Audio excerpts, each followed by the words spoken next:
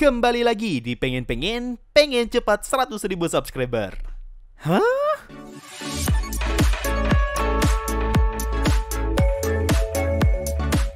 Halo para pendengar dimanapun kalian berada. Setelah dulu gua rilis video detail kecil Kimi no Na wa, banyak banget request yang bermunculan untuk ngebahas Tenki no Ko. Berhubung gua adalah orang yang rada males nonton original movie, jadi gua sangat butuh motivasi dan mood yang tepat untuk nonton tipe anime seperti ini. Nah, akhirnya gua pun sudah siap nonton Tenki no Ko sekalian untuk nyari detail kecilnya, dan ini dia hasilnya. Belajar dari pengalaman di video Kimi no Na wa, gue menemukan 3 hal yang harus selalu diperhatikan ketika menonton karya Makoto Shinkai, yaitu timeline waktunya di tahun keberapa, semua mitos yang diceritakan, dan easter egg karakter dari movie sebelumnya. 3 hal itu adalah modal yang sangat diperlukan jika ingin memahami ceritanya dengan lebih detail. So, mari kita mulai. Pertama, dari awal movie, kita sudah melihat Hodoka dengan wajah yang tertutupi plester. Lalu di menit ke-11, kita diperlihatkan scene Hodoka yang sedang mengejar cahaya dengan menaiki sepeda. Bisa dilihat dari scene ini kalau wajah Hodoka dalam keadaan terluka, sehingga bisa diambil kesimpulan kalau timeline Hodoka kabur menaiki kapal terjadi tidak lama setelah dia mengejar cahaya itu. Makanya luka di wajahnya masih dalam proses penyembuhan. Kedua, luka di wajahnya pun bisa menjadi pertanda kalau dia sempat bertengkar dengan orang tuanya, hingga akhirnya dia dipukuli di area wajah dan Hodoka memilih kabur sambil menaiki sepeda. Lalu ini bisa menjelaskan kenapa Hodoka sangat menolak untuk pulang ke rumah karena dia masih bermasalah dengan kedua orang tuanya. Lalu kalau kalian perhatikan di menit 59, kita diperlihatkan foto Hodoka dengan sosok yang sepertinya adalah ayahnya. Kalau melihat pose dan penggambaran ayahnya, sepertinya ayah Hodoka memang adalah tipe orang yang kasar, sehingga bisa diasumsikan kalau beliau adalah orang yang memukul Hodoka. Ketiga, kalung yang Hina pakai sebenarnya adalah gelang milik ibunya. Di sini bisa terlihat kalau gelang tersebut mengeluarkan semacam cahaya. Nah, kalung ini bakal ada hubungannya dengan detail di akhir movie. Keempat, coba perhatikan di pojok kiri bawah. Ketika pertama kali Hina datang ke kuil, di situ ada timun dan terong yang dibuat berdiri. Kalau melihat dari sini nih, timun dan terong itu terlihat masih segar, sehingga bisa menjadi pertanda kalau ada orang lain yang mengunjungi kuil tersebut sebelum Hina. Dia adalah orang yang meletakkan timun dan terong sebagai bentuk ritual obon. Siapakah orang itu, kita tidak tahu. Lalu di bagian akhir movie, ketika Hodoka ingin mencari Hina, kita sekali lagi diperlihatkan kondisi kuil itu setelah 1 tahun berlalu. Terlihat dengan jelas kalau timun dan terong yang sebelumnya ada di awal movie masih dalam posisi yang sama. Tapi karena 1 tahun telah berlalu, timun dan terong itu sekarang terlihat layu. Kelima, pada beberapa scene, terutama di scene bagian awal, kita bisa melihat Hodoka sedang membawa sebuah buku dengan judul The Catcher in the Rye. Ini adalah buku yang bercerita tentang perjalanan Holden yang diusir dari sebuah sekolah swasta. Kalau di versi anime memang gak dijelaskan kenapa Hodoka membawa buku ini, tapi kalau kalian baca di versi manga, kita diberitahu kalau itu adalah buku yang dianggap sebagai kitab suci untuk anak muda yang ingin kabur.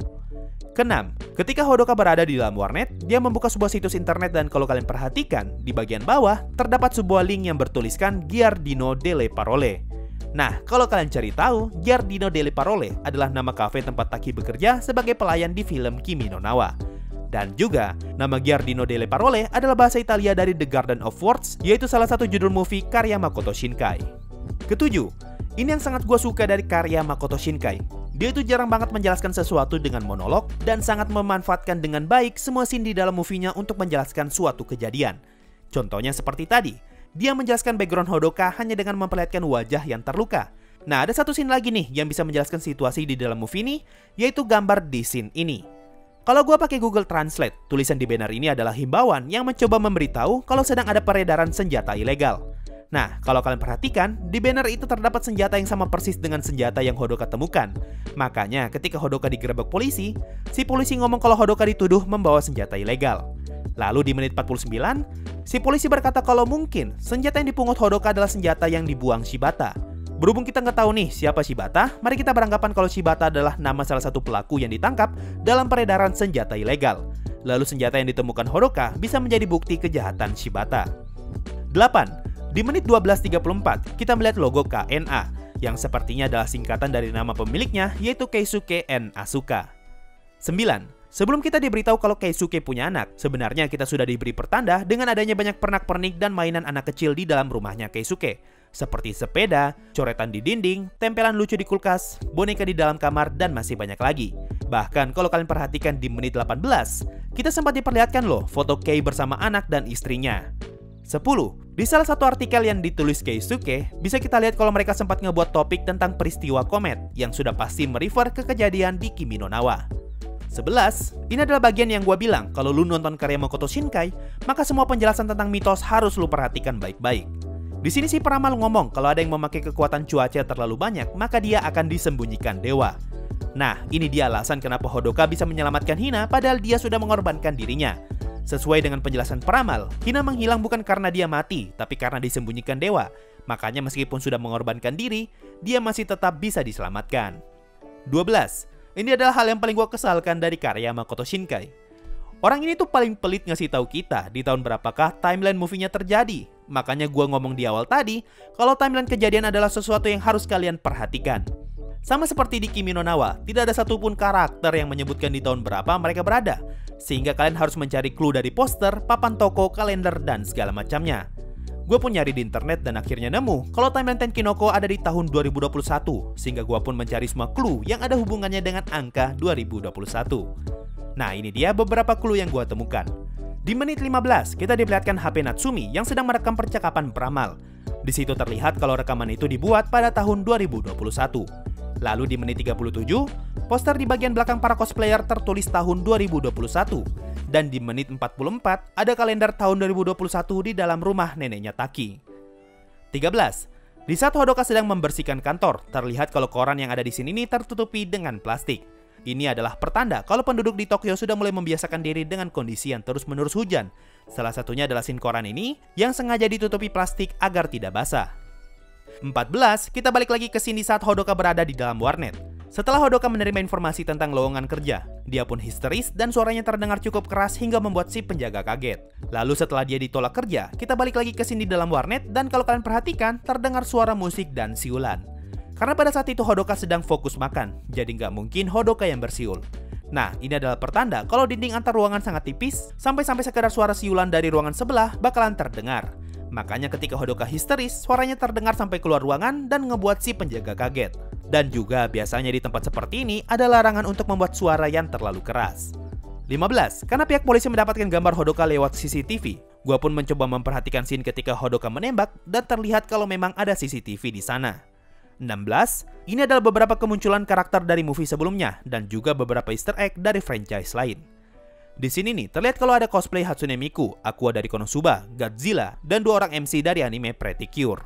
Lalu untuk karakter yang muncul kembali di movie ini ada Teshi dan Sayaka, Taki, Mitsuha, dan terakhir Yotsuha. 17. Ketika Taki pertama kali muncul di rumah neneknya, dia disambut dengan perkataan, "Oh, kamu datang." Ini adalah pertanda kalau neneknya tinggal sendirian dan Taki hanya berkunjung ke sana untuk ikut merayakan Obon bersama neneknya. 18. Kalau kalian perhatikan papan nama Mitsuha, di situ masih tertulis Miyamizu dan bukan Tachibana. Ini adalah kode keras kalau Mitsuha belum menikah dengan Taki karena nama keluarganya belum berubah. Lalu, apakah ini artinya Taki dan Mitsuha tidak jadi menikah? Nah, ini dia salah satu alasan kenapa kita harus nyari tahu di tahun berapakah kejadian di setiap movie buatan Makoto Shinkai. Berdasarkan banyak bukti yang gue sebutkan di detail sebelumnya, timeline Tenkinoko terjadi di tahun 2021. Lalu kalau dihubungkan dengan ending Kimi no Na wa, Taki sempat ngomong ke Okudera Senpai kalau 5 tahun telah berlalu, dan kita diperlihatkan Shin Taki yang sedang ngebuka buku catatan bertuliskan Desember 2021. Makanya kita diperlihatkan Shin salju yang turun karena pada saat itu sedang musim dingin. Nah, alasan kenapa nama keluarga Mitsuha belum berubah di film Tenkinoko karena pada tahun 2021, Taki dan Mitsuha masih belum bertemu. Sedangkan ending Kimi no Na wa yang memperlihatkan Taki dan Mitsuha bertemu sebenarnya terjadi di tahun 2022. Hal ini bisa terlihat dari bunga sakura yang sedang mekar ketika Taki keluar dari tempat tinggalnya. Kalau bunga sakura mulai bermekaran, artinya Jepang sudah berada di musim semi, yaitu ada di sekitar bulan Maret hingga Mei. Oke, kalau memang begitu, muncul satu pertanyaan. Kenapa di ending Kimi no Na wa tidak ada hujan? Bukannya Hodoka ngomong semenjak Hina kembali dari langit, Tokyo terus-menerus hujan selama 3 tahun, sehingga harusnya ada hujan di ending Kimi no Na wa. Pertanyaan ini sudah dijawab oleh autornya sendiri dengan berkata kalau dia tidak peduli dengan timeline di setiap filmnya. Ini adalah kalimat yang ngasih tahu kita kalau ending Kimi no Na wa dan Tenkinoko murni adalah sebuah plot hole dan Makoto Shinkai nggak mau repot-repot memikirkan tentang plot hole itu. Artinya, bisa kita anggap kalau kejadian di ending Kimi no Na wa tetaplah canon, tapi dengan perubahan kondisi cuaca aja karena mengikuti ending dari Tenkinoko. 19. Gua awalnya bertanya-tanya kenapa Keisuke bisa tahu posisi kuil, padahal dia nggak pernah ke sana dan Hodoka pun nggak pernah nyeritain posisi kuil ini ke dia. Lalu gua notice kalau ternyata Keisuke juga memimpikan hal yang sama seperti Nagi, yaitu Hina yang terbang ke langit. Makanya ketika anaknya ngomong kalau dia memimpikan Hina, langsung muncul scene Hina yang sedang terbang. Itu sebenarnya adalah gambaran dari mimpinya Keisuke. Nah, dari mimpi itulah Keisuke bisa tahu posisi kuil yang dituju Hodoka, dan dengan alasan yang sama, Nagi pun bisa tahu posisi kuil itu dari mimpinya juga. Makanya Nagi bisa tiba-tiba muncul di gedung ini. 20. Dari sini bisa kita lihat kalau pipi Hodoka tergores cukup dalam akibat melompati kawat berduri. Nah, kalau kalian notice, setelah time skip 3 tahun, luka di pipi Hodoka masih membekas. 21. Setelah Hina dan Hodoka balik dari langit, bisa kita lihat kalau kalungnya Hina rusak. Nah, gua nemu alasan kenapa kalung itu bisa rusak. Kalung itu sebelumnya adalah gelang yang ibunya Hina gunakan ketika masih hidup. Lalu kita balik lagi ke mitos yang diceritakan neneknya Taki mengenai ritual Obon. Nenek itu bercerita kalau perayaan Obon dilakukan 1 tahun setelah kematian seseorang, dan dia menyarankan Hina untuk ikut melakukan ritual Obon sebagai bentuk penyambutan arwah ibunya, dan ditutup dengan kalimat, "Pasti ibumu akan melindungimu." Sekarang kalau semua informasi itu dihubungkan, kalung Hina yang rusak adalah pertanda kalau arwah ibunya Hina yang sudah meninggal datang menolong Hina agar bisa kembali dari atas langit, karena Hina sebelumnya melakukan ritual Obon untuk arwah ibunya. 22. Setelah time skip 3 tahun, Hodoka balik lagi ke Tokyo dan pergi menemui neneknya Taki.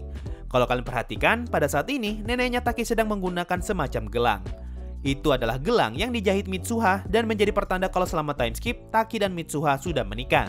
Informasi tentang pernikahan Taki dan Mitsuha sudah dikonfirmasi sendiri oleh autornya. 23. Alasan kenapa Tokyo masih dihuni orang-orang meskipun sudah banyak lokasi yang tenggelam.